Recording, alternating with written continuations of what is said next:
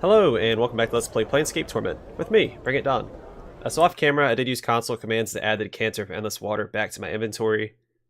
And I went back and reviewed my recordings. It was in my inventory when Mort was kidnapped, but I couldn't find where I dropped it at. Regardless, items disappear after 24 in-game hours being on the ground. So it's probably gone, or probably was gone for good until I used console commands. And so we have it back. So we can get the word that we need from Nemelle. And possibly save Ignus. So let's go talk to Nemelle. This tall, slender woman, sipping wine from a small ceramic cup, appears to be looking for someone. Her facial features are elegantly exotic, and the woman's ears, though partially covered by her long hair, can be seen to come to sharp points. Greetings. The woman turns to face you. Violet eyes flash like flawless chips of amethyst. Her speech is as music. You can hear a faint musical tinkling, 100 tiny crystal bells as she speaks. Each word lingers in your ears as if they were unwilling to relinquish the exquisite sound. Nemelle turned to face the scarred one, dour stranger. She asked what he wished of her. Wow. Ha! Anna sneers at Mort. Stop your drooling, you leering skull. My, what a hot-blooded little chit. Starved for attention? I could drool over you too, if you're just jealous. Mort starts floating towards Anna, making wet slavering noises. Get a hair's breadth closer, skull, and I'll see to it that not one of your chattering teeth lies within 100 paces of another. Mort stops abruptly, turning away while muttering unintelligibly. You're Nemelle? I was told you know the command word for this decanter. The woman makes no move to touch or examine the decanter, but only speaks. Nemelle took it from the stranger, turning it in her hands. Had she seen its light before, she thought? Perhaps. Yes, she remembered now. She returned the decanter, whispering into his ear as she did so. Updated my journal. You realize you know the word now. Nilda knows Sag. Is that Jason Edlin, maybe? Maybe it's backwards? Anyway, though you're certain the woman never whispered to you, but merely said she did, she blinks at you. Would the stranger leave her now, satisfied with what she had told him? Not yet. Your friend Aelwyn is looking for you. Updated my journal. Nemelle's lips form a perfect smile. An infectious happiness radiates from her, clinging to you like sweet-smelling warmth. Nemelle was overjoyed to hear of her friend. Was Aelwyn close by? She's at another cafe east of here, across this part of the ward. Nemelle thanked the man for his wondrous news. Soon she would go to visit her oldest friend, Aelwyn. Now, though, she would reward the stranger. No, that's alright. I need no reward. Nemelle touches her index finger to her lips, making a faint hushing noise.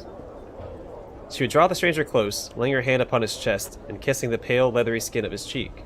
Life would flow into him, invigorating him. This, then, was to be his reward. Wait. Oh, look at that. Permanent 3 HP. As you wait, there is a light tingling sensation upon your cheek and chest. The feeling spreads across the whole of your body, and you begin to feel stronger, more animated. Thanks. I had some questions.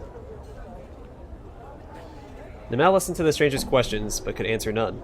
He would have to seek his answers elsewhere. But I haven't even asked. Nemelle smiles at you, slowly shaking her head, your face reflected in her shimmering eyes. Frustrated, confused, he at last gave up. It was clear this woman possessed no more knowledge that was of use to him. Or if she did, she could not be persuaded to share it. What? No, just let me ask you something. You open your mouth, but no words come out. Try as you might, you cannot question her.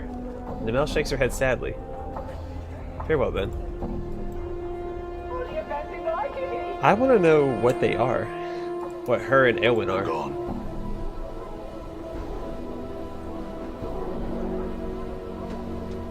I'm trying to think of all the, potential Dungeons and Dragons creatures, but I'm not an expert on the matter by any means, so I just don't know. It's very interesting though. Ellen clasps her hands together and bows her head to you in thanks, tears of joy falling from her golden eyes. Just as your own eyes begin to water, she wipes away her tears and smiles, causing a wave of intense pleasure to wash over your entire body. Aelwyn thanked the stranger. She had been reunited with her dearest friend, Nemelle. It was my pleasure. She nods and looks down again, the feelings her smile evoked fading into pleasant memories. I, Aelwyn, would tell you something now, stranger. Yes? Go on. Updated my journal. The name I, Aelwyn, chose for you, stranger, is not so fitting. You and I, Aelwyn, have met before, in the fest hall, in a place you cannot have been were you not a sensate yourself. Whether you recall or no, unless you betray the Society of Sensation at some point, you are a sensate. I see. Tell me more. She nods. You and I, Aelwyn, have met on 2 different occasions. The first was no less than 2 centuries past, the last more recently. Perhaps no more than 50 years ago. It's quite a long time ago. She nods again. My, Aelwyn's people are extremely long-lived. Forgetful one. As she sighs unhappily, causing a chill to descend over you. You seemed a different man then. Less grim, less scarred. So eager to see all that the multiverse had to offer. You courted me, Aelwyn, then, and was nearly taken as a lover, but then you disappeared. Where did I go? I, Aelwyn, was told you had been slain, murdered. She looks up for a moment to peer curiously into your eyes. I met you only once more after that. Did I remember you then? No. She shakes her head sadly, then touches her throat. No, you did not. You lashed out at me. Aelwyn, made to slay me. Screamed how I, Aelwyn, could not fool you, and would not ensnare and murder you. What happened? We had met in one of the northern towers of the fest hall, on the 7th floor. Before you could choke the life from me, I, Aelwyn, used my powers to bid you leap from a window to your death. When I, Aelwyn, finally went in search of your broken body, you had already gone. I see. That is the whole of my, Aelwyn's, tale for you. We were not strangers once, but now you have become so. Farewell, stranger. May fortune walk with you in your travels. Thanks, Aelwyn. Farewell. Done. Huh. That is interesting.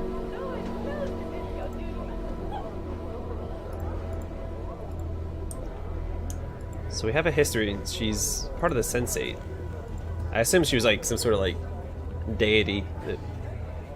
I assumed it was a deity that was like in 2 parts, and that when she found her other half, they would like recombine. And, like one eye would be violet, one eye would be gold. But I guess I was wrong. Anyway, let's go talk to the tailor for this guy. So I said that I would. Racks of clothing, most of it very fine quality. I'm gone.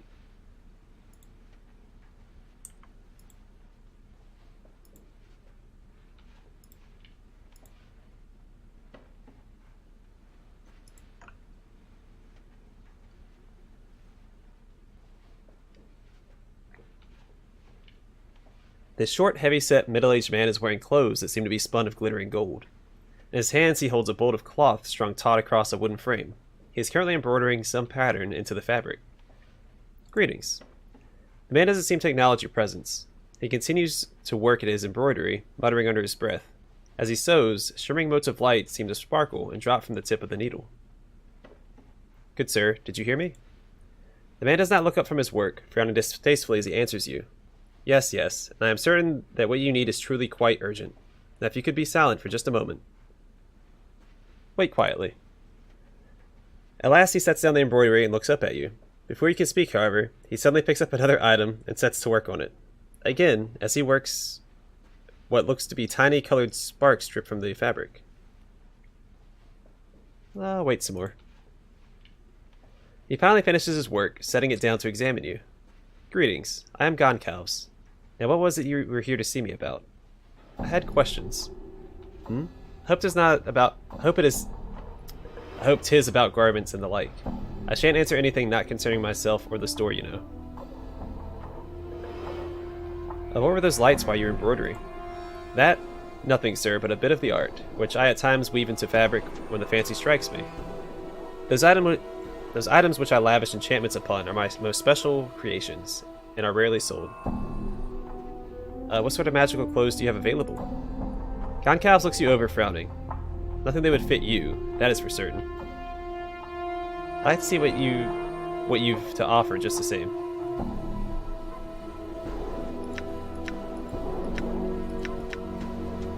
Who wears jerkins? By Anna.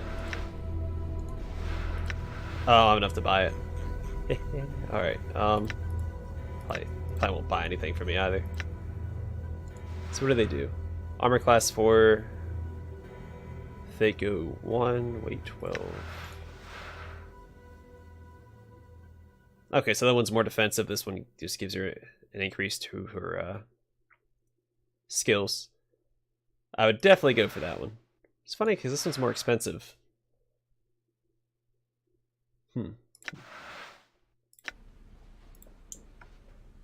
Alright, Goncalf sets down something he was working on and nods to you. You come again, sir. Good. What can I help you with?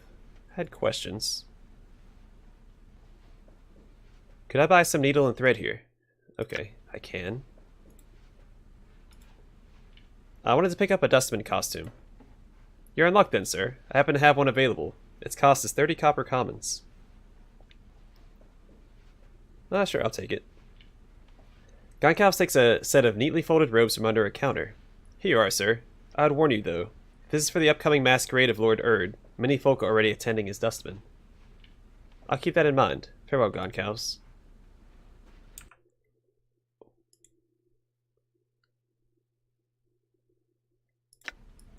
Okay, is that it? Yep, okay. I'm gone. I kind of want to talk to the sensei to see what she's about. Please, sir, I have things to do. I'd appreciate your leaving me be if you'd be so kind. Farewell. Alright, well, I tried. No harm in trying. Alright, Malmanner. The man looks at you expectantly. Well? Did you get the costume from Goncalves? Yes, here it is. It cost me 30 commons. Updated my journal. Fine, take it. Here. He tosses you 30 copper commons. Now I have to be off. Wait, Goncalf said many people were already going to this masquerade as dustmen. Did he? Blast. I'd hate to ravage such a common costume. I could go see if he has another one ready. Not a bad idea. Not bad at all. Quickly, see if that portly nincompoop has another, would you? I'll return with another costume. Updated my journal. Alright, I'll just keep going. Why not? Alright. Once again, he set something down. Hoped is about garments and the like. Okay. I wanted to pick up another different costume. Goncalf nods and smiles knowingly. The dustman bit seemed a bit too common after all. Well, it just so happens I have a godsman costume, if you'd like. It shall cost you only 50 coppers. I'll take it. Goncalves retrieves a set of folded clothing and a heavy leather apron and work boots from under a counter. Here you are, sir. Enjoy the masquerade. Thanks, Goncalves. Farewell. And Malmanner? The man looks at you expectantly. Well, did you get the costume from Goncalves? Yes, here it is. It cost me 50 commons. Updated my journal. He makes a disgusted noise, snatches the costume from you, and shoves 50 coins into your hands. Now I have to be off. Farewell. I'm gone. Alright, we made some progress. Let's, go to the Advocate's home. No, wait, hold on. What am I doing? I need to go back and use the decanter of endless water on Ignus. I'm gone.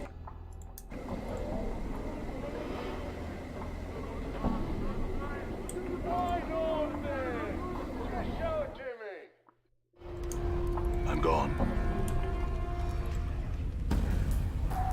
This crackling, billowing creature twists slowly above an iron grill upon the floor of the bar. It may have once been human, but now its skin is charred beyond recognition. Streams of fire form a wreath around the creature's body, and the flames lick at the few remaining pockets of flesh, causing them to bubble and run like wax down the creature's skeletal frame. I wonder if this decanter of endless water will do something. You tilt the decanter over the grill and begin to pour. A small stream of ice blue water pours from the decanter and touches the flames of the grill with a violent hissing and a rush of steam. As if in response to this challenge, the decanter seems to lunge forward, falling into the grill and shattering. By the hells. I really like to imagine the decanter's spitefulness right there. As if it was a sentient decanter. A hissing billows of steam and a furious crackling noise rushes from the grill, spilling over you and forcing you to cover your ears and turn away. There's a scream, a cackling, a terrible sound like 100 buildings burning.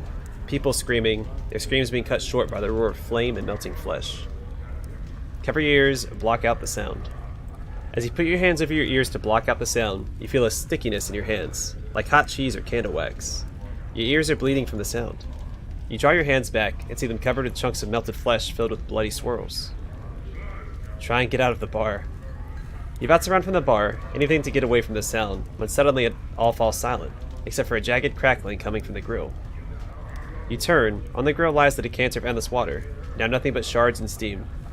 Above it is the creature, flame still trailing from its body, floating over the bar's floor. It is staring at you, its eyes flickering like two torches. I know you.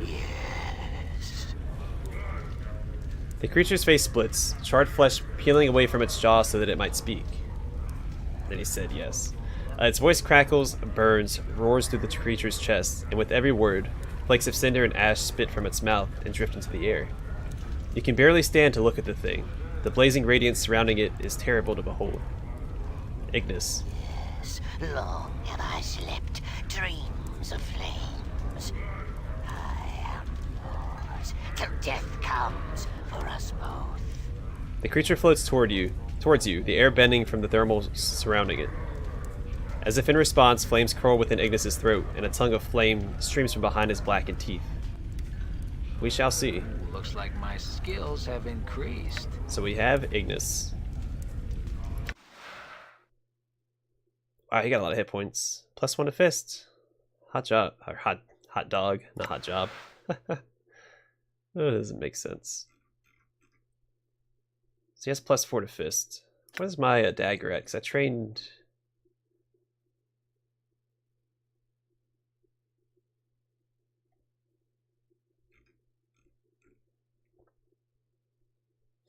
Okay. So Ignus here has his own unique spells. Seeking Flames. It's the Maintainer of Life. Let's see. Seeking Flames grants all enemy targets in a 50-foot radius -1 to attacks, -1 to their saving throws for 30 seconds. Spell summons a missile of flame that strikes its target unerringly for 2 to 5 points of magical fire damage with no saving throw possible. In addition, the caster gains 1 extra missile every 2, so it's his version of magic missile. For a total of 5 missiles at level 9. The spell causes all non-undead creatures within a 30-foot radius of the target point to flee in terror from the area. If they fail their saving throw at a -1 penalty. Caster summons a large magical orb of fire, which can be hurled at a target using the caster's normal attack roll. The caster gains a +3 to hit bonus to his attack roll. The orb does 1 to 6 points of damage and inflicts a -1 penalty to the enemy's strength and dexterity for 10 seconds. Works on caster only. The spell creates a fiery shield that bestows 150% normal fire resistance and 150% magical fire resistance. The spell will expire after 5 seconds per level of the caster. Like the magic missile, the spell creates a mystical globe of elemental energy, which will successfully hit its target for 2 to 8 points of damage, regardless of saving throw. It then explodes with a concussive blast that does 1 point of damage per level. So he's very, very offensive mage, and I don't know if he can actually learn other spells. Well, I guess next thing would be to talk to Drusilla, who is infatuated with Ignus. As you approach the woman to talk to her, Ignus's eyes flare up, and before you can stop him, he embraces her. She returns his embrace, losing herself in his flames. She does not cry out. Your last glimpse of her is burned into your memory. Her eyes are full of fiery passion and all-engulfing love. Nothing is left of her, not even ashes. That was thorough, Ignus, and hasty. I wanted to speak with her. And now she's gone. Alright, let's talk to Ignus, see what he's all about. Flames curl around Ignus's throat, and a tongue of flame streams from behind his blackened teeth.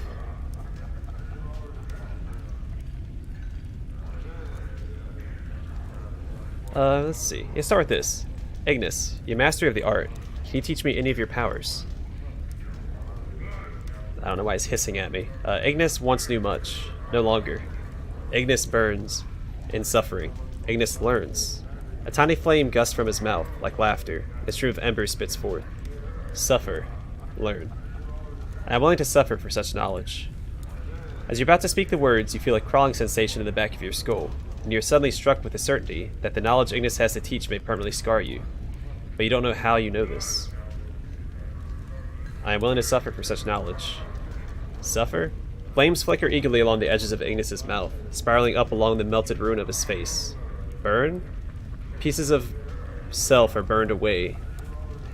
Hiss. Ignus may still teach much. I wish to learn Ignus. Can you teach me some of the art? Where flames once burned, one may send them again. Before you can react, Ignus's claw lashes out and clutches your finger. With a greedy hiss, he burns it, and through the searing pain you close your eyes and scream. You force your eyes open to see the burning mass of your hand from where Ignus touched it. He floats above, uncaring, cradling your finger, then snaps the tip off, leaving just the base. He hisses, cinder and ash drifting from his mouth, and he flicks the charred remains of your finger back to you. Urk, what did you do? Updated my journal. Teachings. Ignus cackles, the sound now strangely painful to your ears. To learn, one must suffer.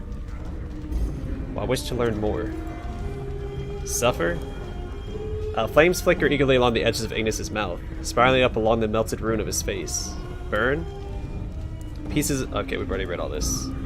I wish to learn Ignus. Can you teach me some more of the art? Yes. Before you can react, Ignus's claws lash out and clutch your left hand. With a mad cackle and with a greedy hiss, he burns it. Through the searing pain, you close your eyes and scream. I feel stronger. 12,000. You force your eyes open to see the burning mass of your hand from where Ignus touched it. Only a blackened stump remains, twitching, blood steaming from it. Ignus seems oblivious to your pain. His attention is devoted to your severed hand, which he is holding, admiring it like a trophy. Ignus, give me back my hand. Ignus ignores you. He watches flames from his hand encircle your severed hand like a wreath, slowly burning the last remains of flesh from it, like a sculptor, until only the fused bone remains.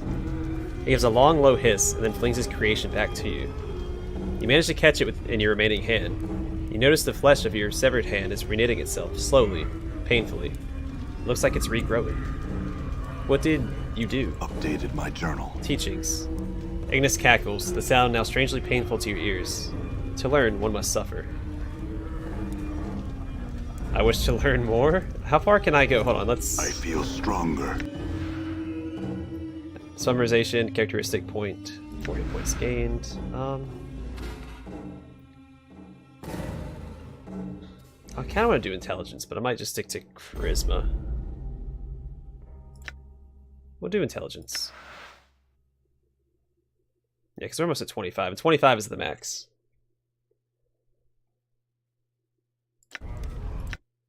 So what is he teaching me? I should be learning spells, if I'm not mistaken.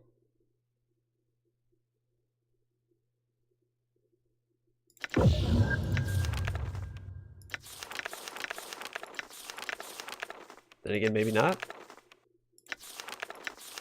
Oh wait, do I have to... Ignus's hand. Allows user to copy Infernal Orb into Spellbook. Okay.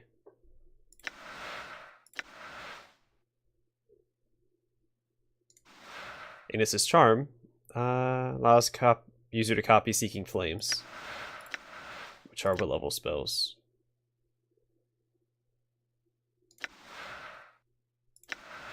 Don't really need it if Ignus has it.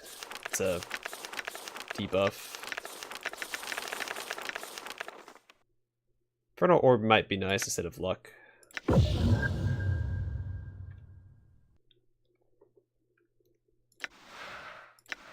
get rid of that one, and I'll add another, I'll do Swarm Curse.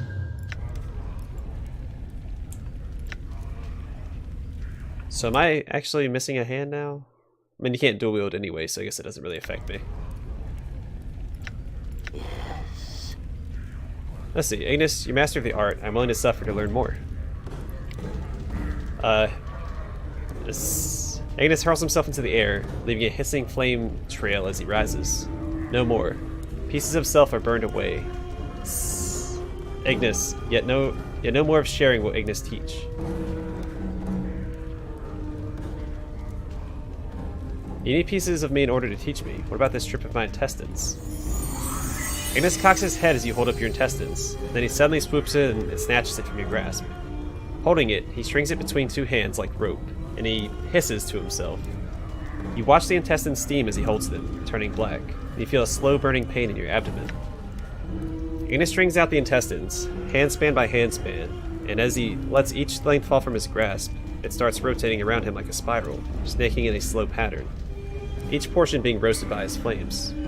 There seems to be some dancing pattern to the way the flames are touching the strip of intestines, slowly blackening them until it looks like a long string of charred meat. The burning in your abdomen makes you wince, but it's nothing compared to the pain you felt when Ignus charred the other portions of your body. You watch your burning guts spiral in Ignus's flame, then suddenly, they gutter out, and they fall into Ignus's hands. He gives a hiss and throws them to you. Much power is in an immortal's organs. Take the charred intestines. Updated my journal. You hold your charred intestines in your hand. They look like blackened rope. Ignus hovers above you, tiny motes of ash drifting from his burned, emaciated frame. Alright, I'm willing to suffer for more knowledge. Can you teach me any more? Alright, you need pieces of me in order to teach me.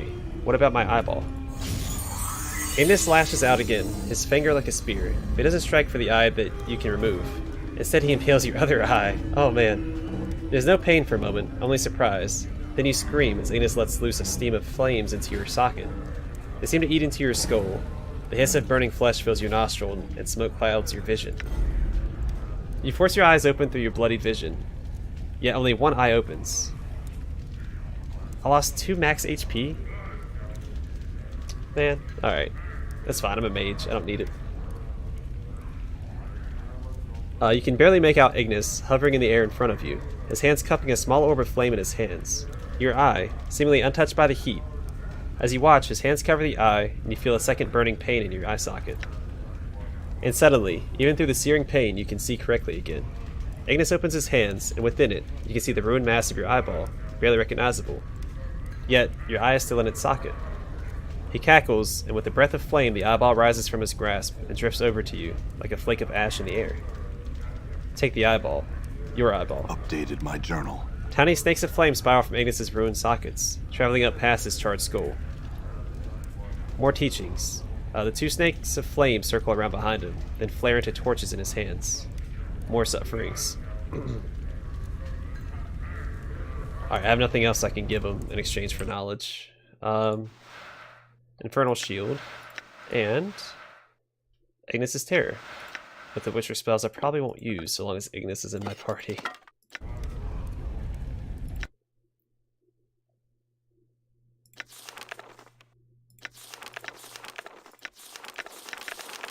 Alright, let's talk to Ignus about his predicament. Alright, flames curl around Ignus's throat, and a tongue of flame streams from behind his blackened teeth. Yes? Ignus, what happened to you to make you this way?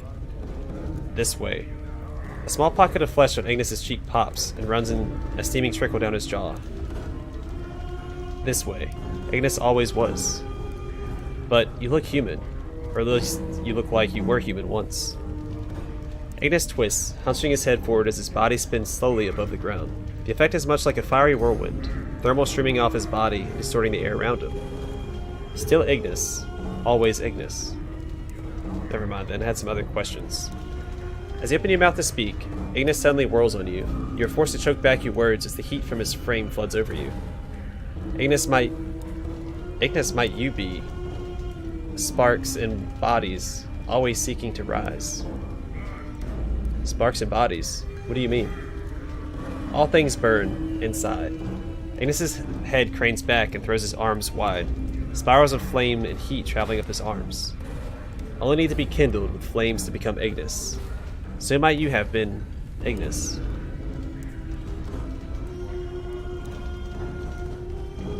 So, you're saying everyone has the potential to become like you, with the right spark?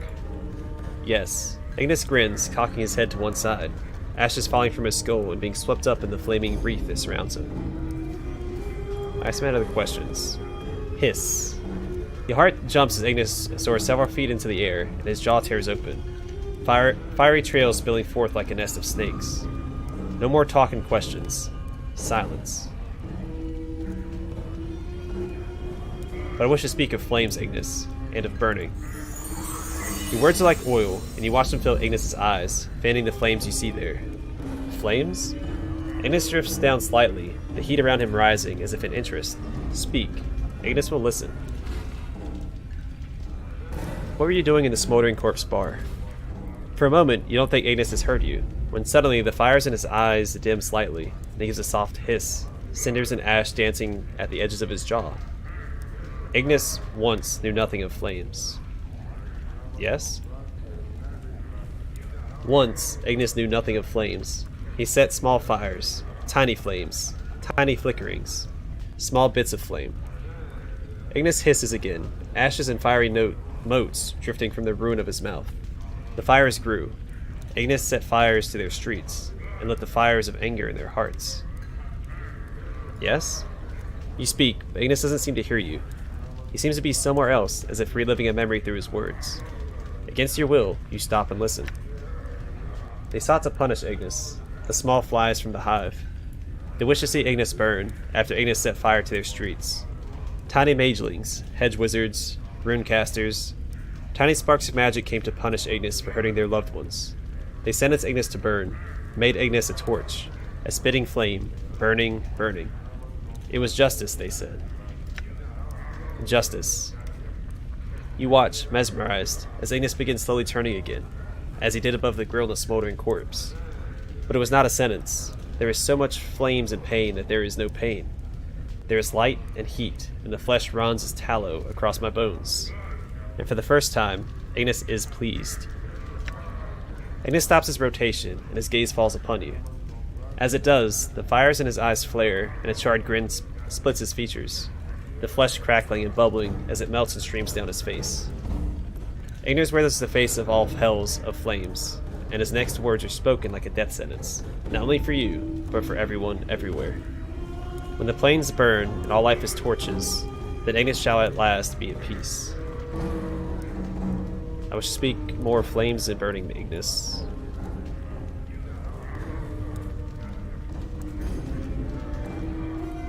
Okay, that's everything we can talk about, I guess. I have no further questions. Let your dreams be filled with flames, Ignus.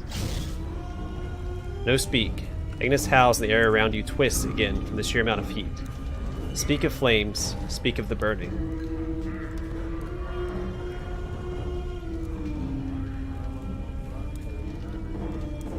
Alright, Ignus, have you ever felt a building aflame? The flames licking at the edges of the timbers, blackening the wood beneath, watching the heat peel the paint from the walls, thatch crackling, the smell of burning straw?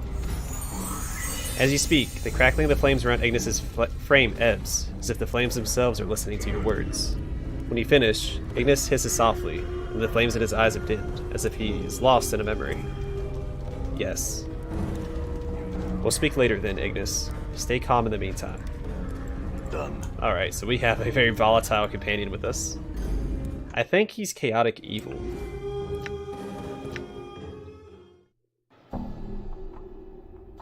Chaotic neutral. I guess that makes more sense. I wonder if I have anything I can give him. No, there's only usable by the nameless one. That's right, he's also the only companion that has a default ranged attack as well. Anyway, let's get out of here. Back to the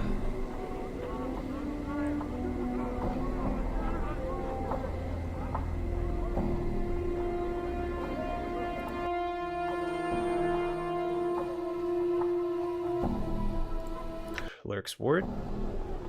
And I think I'm calling the episode here, because, well, let me check. Yeah, it's a good time to call it. In the next episode, Done. we will, start exploring the insides of these houses. We'll start with, the Advocate's Home. I'll save Under Sigil for last. And I don't know if we can get in anyway, because they do have guards outside of it. Advocate's Home, we'll just work our way around.